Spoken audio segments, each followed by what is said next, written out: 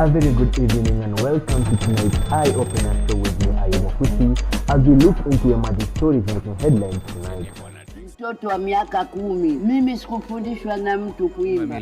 Declared a 2 shillings drop in the commodity. Kuna kitu anatusaidia kuongea tu kweli, because unga was 98 bob at MMU canteen for the past 3 years. She is now able to pay her fees in full and accommodation and other basic needs. One of the basic amenities required by human beings. Water shortage has been a major challenge that Multimedia University has been facing for a long time. Despite the year 2019, so many Kenyans lose their jobs as companies struggle to keep their businesses afloat. A lot of parents lost their jobs, which led to struggles in fee payment for their children. In Multimedia University, comrades have looked for ways to sustain themselves even as they struggle to finish up their courses. Mohamed Haji tells us more. Part-time jobs has become a common thing among students. Owing to the fact that the pandemic has led to mass unemployment, students have no choice but to look for any means to get money. Part-time jobs have helped so many students to pay school fees and cater for their basic needs. Michelle Atieno is a 4.1 student who has decided to make ends meet by working in school canteen. She has been the salesperson at MMU canteen for the past 3 years. She is now able to pay her fees in full and accommodation and other basic needs without struggles. I caught up with Michelle Atieno just as she was finishing on her shift. Hi, I would like to encourage you to take this job. Inakusaidia kuwa independent in various ways, like you can pay your fees, your rent, you can get to treat yourself, you get to be independent and to enjoy life. Thank you. It's therefore necessary for comrades to do part-time jobs in order to cater for fees and other basic needs. Reporting for MMU TV, Mohamed Haji. In other news, students from Multimedia University are still in unrest even after the 2 shilling decrease imposed by the Kenya unga millers. They are claiming that unlike the past, it is difficult to purchase a 2 kg packet of flour, claiming that the relief has not made any difference. Emmanuel Gitau tells us more. Students of Multimedia University of Kenya are complaining over the current high maize flour prices even after unga millers declared a 2 shillings drop in the commodity. Kuna kitu anatusaidia kuongea tu kweli, because unga was 98 bob na sai imefika ilikuwa 10, wakapunguza na 2 bob.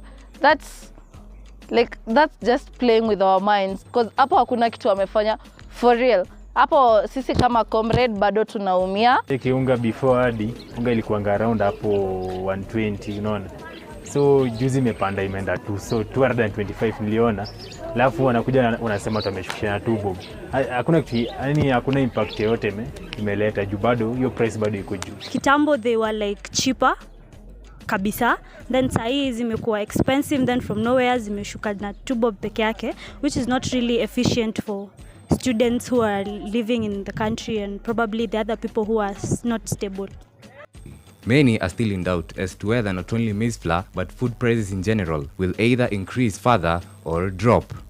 It depends on who will get in that seat, because in one way, when we choose one leader, one of them will raise the economy, the other one will lower. So it's all about us and who we will elect.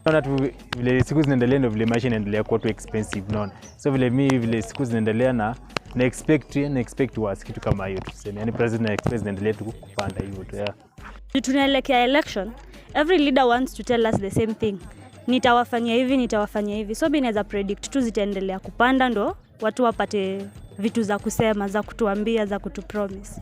Mimi naweza sema zitapanda tu. Maize flour is not only a staple commodity for the students of Multimedia University, but Kenyans in general. And with 39 days to the general election, the big question is the price going to further increase or is it going to drop? Emmanuel Gitau, MMU TV.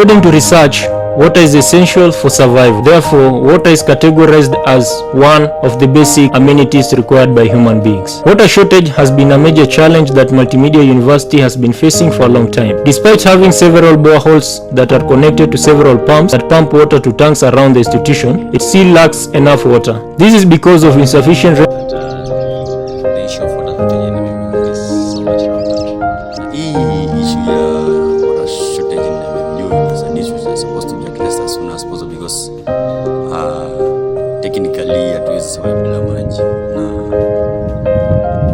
technically mimi mwenyewe sijaoga by the way. Maji ni shida, kupata maji inabidi struggle, ni kama tunatafuta shida. Tukienda hostel maji inapotea hapo hostel, unapata tu inakuja tu. As the situation seems to worsen further, the students through their representatives have urged the university administration to at least do something about this issue as soon as possible before they embark on the end of semester exams. The problem is now in the hands of the administration and a long-term decision awaits. That is all that I had for the weekly feature. Join me next time for more information and updates. My name is Mike Mwangi.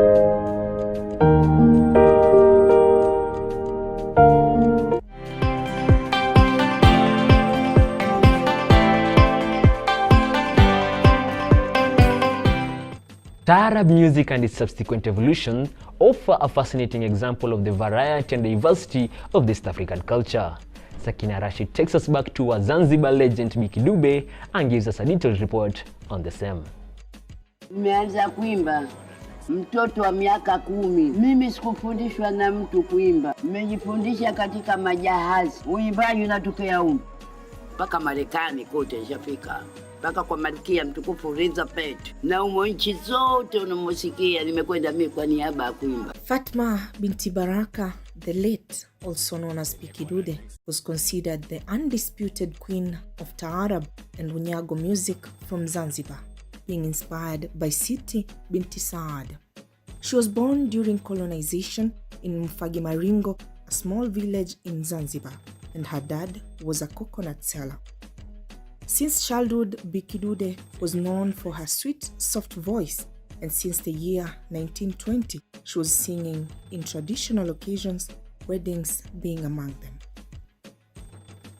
At the age of 13, Biki Dude left Zanzibar Island and fled to the mainland to escape a planned marriage which had been scheduled to happen in Zanzibar. This, however, did not stop her from singing Taarab music. Maradhi yangu yajue, ai hati maradhi yangu yajue, sianawa mikoba usichukue, sitopona ila nikuone wewe. The late Biki Dude got many awards, including the Wimex Award in 2005. We shall of course continue remembering this legend for the good music she gave us.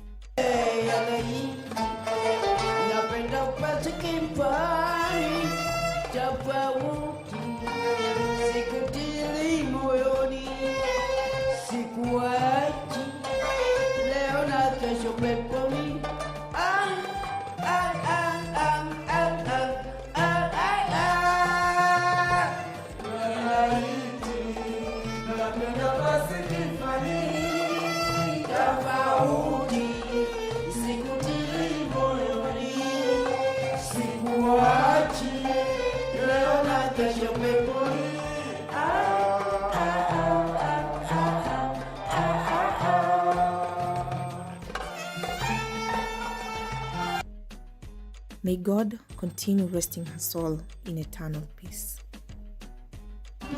Taarab anaimba mtu mmoja. Unasikia? Akisha kuimba na kama yuko mwimbaji mwingine anaimba. Sio anyanyuke, anakaa kitako.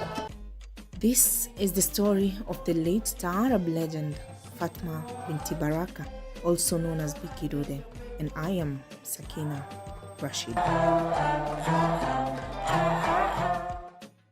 And that's all we had planned for you in today's show. Make sure to catch us on our social media handles at The Eye Opener on Instagram and Twitter for more updates. My name is Ayuba Fusi.